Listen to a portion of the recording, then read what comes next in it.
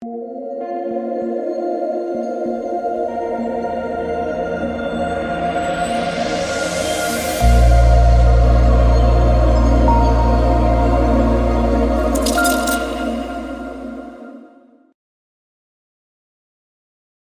what is going on, guys? It's DK back at you with another video here, debating the 4-game NBA Summer League. Once again, pretty good-sized contest. We did have some overlay tonight, so that's why I think the contest went down a little bit. But still, 20K to first is not bad.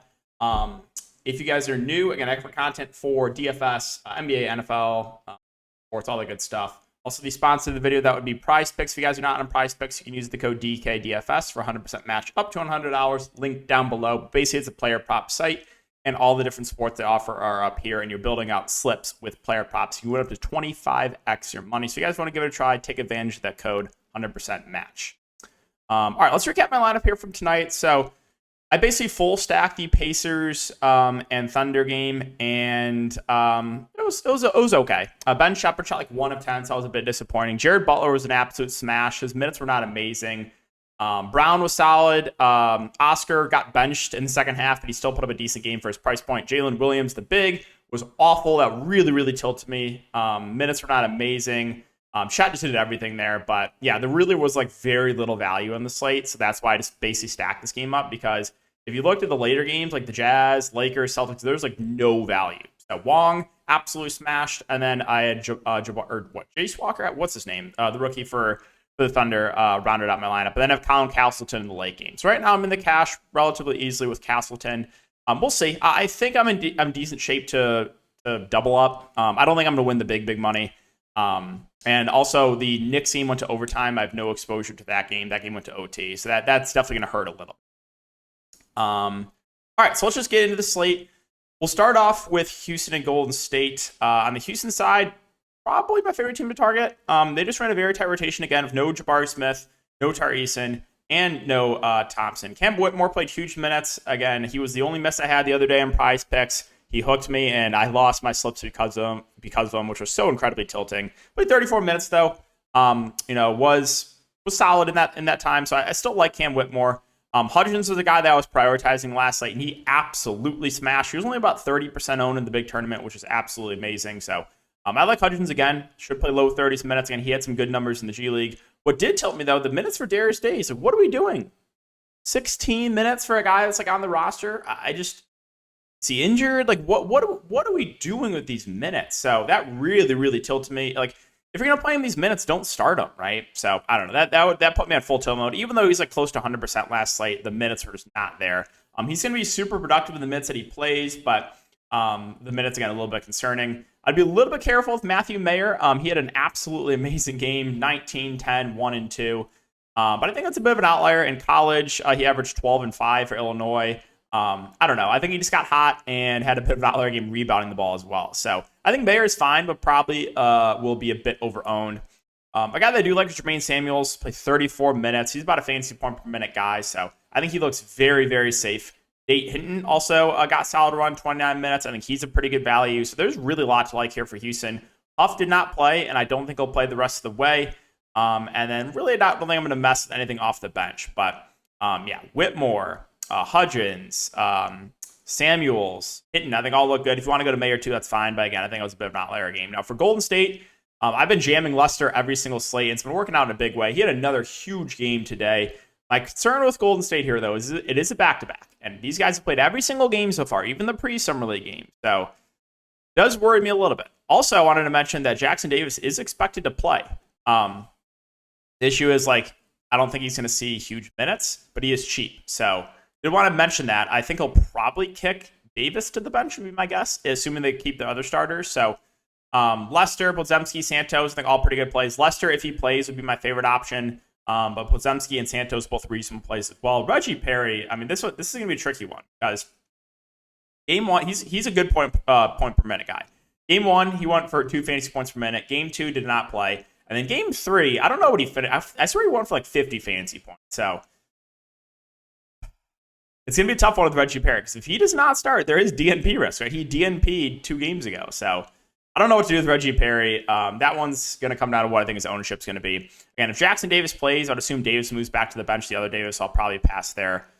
Jace Johnson has been starting, but he's only been playing like 15 or so minutes. I guess he's an okay punt play, but I think I'd rather just go to the Rockets value. I'm way more confident in their minutes. Charlotte and New Orleans. So the Charlotte side, Brandon Miller had a solid game. We talked about that, right? How the usage was there, the minutes were there, and if you could have a decent shooting game, you could have put up a good performance. Well, finally had a decent shooting game for 40-plus fantasy points. So Miller, I think, is a decent spend up. I don't think he's a priority for me, but should play around 30 minutes. Nick Smith Jr. also had a massive game.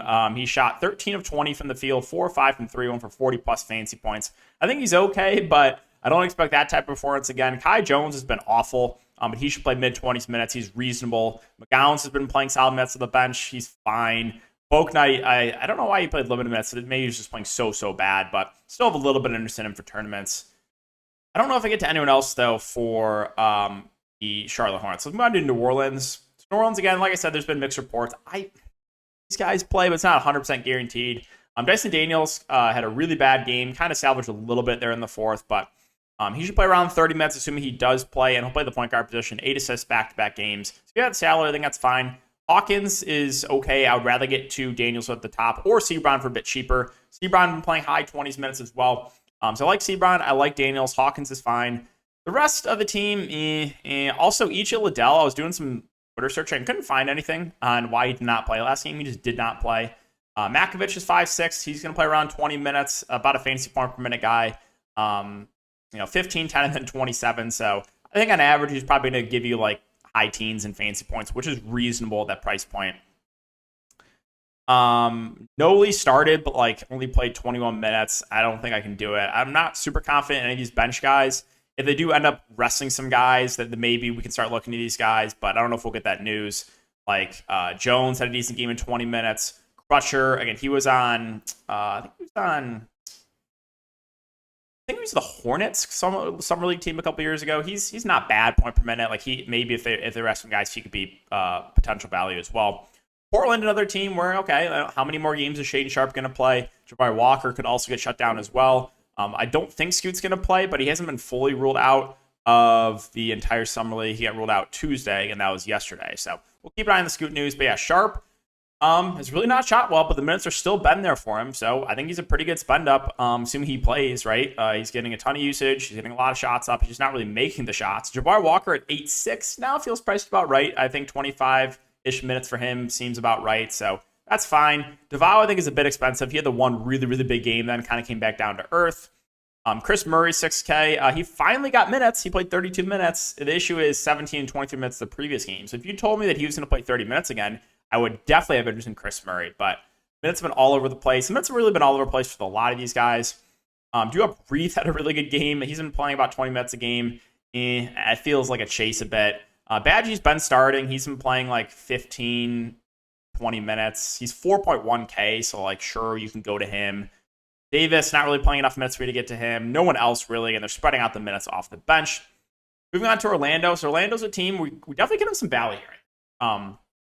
So they shut down Houston, they shut down Harris, and they shut down Elijah Hughes last game.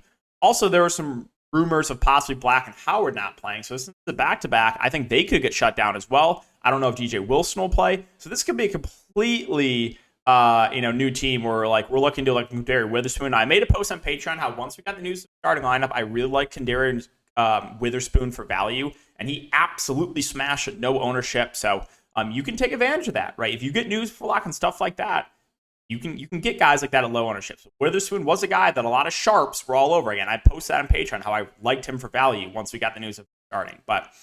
Really, this is going to be a team where I got to keep a close eye on because I think we could get some value. I think we could get like everyone out. Not only the guys that missed tonight, but Black, Howard, maybe DJ Wilson too. So I don't know what to do with the Magic right now. I think this is going to be a situation where they rest a lot of guys and we can get some value, but they still have a lot of guys on the roster as well.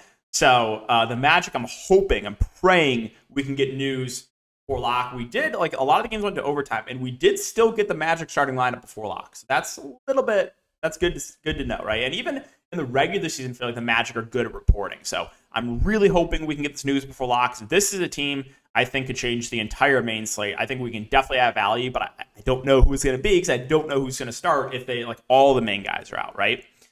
And then finally, Minnesota. So Minnesota kind of spread out their rotation, but still give the main guys a decent amount of run. Wendell Moore once again missed. Minot's 8-7. Leonard Miller's 8-2. I think both are pretty similar plays. Both should play high 20s to low 30s minutes. Both about a fantasy point per minute guy. 8-7 for Minot, 8-2 for Miller. Brandon Williams is decent as well. He looks better if Moore continues to miss, which since back-to-back, I assume Moore will not play as well again. So, yeah, Brandon Williams is solid. But I think the guy that stands the most and probably will be one of the more popular plays at slate is going to be DJ Carton. He started last game, played over 30 minutes, and he put up a really solid game. His G League stats were solid, too. I think he averaged like 15, 5, and 6 or something. He's a guy that will have the ball in his hands a good amount. So, I do like Carton, assuming he starts again.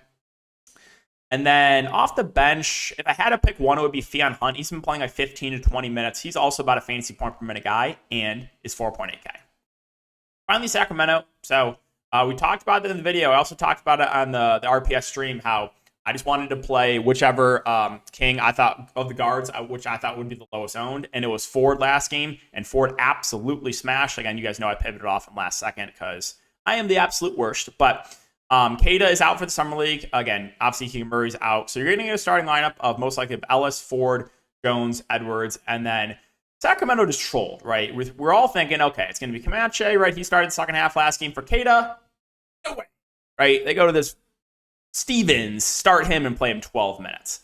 You did have Dom have a really solid game off the bench in 24 minutes. He's not a bad scorer. Again, 20. I don't think we can expect 22 and 7 from him again, but you got Dom, you got Comanche, I think are decent values. You got Slauson as well. He played 18 minutes. So there's a group of like Kings value bigs I think are playable. Slauson, Comanche, Dom.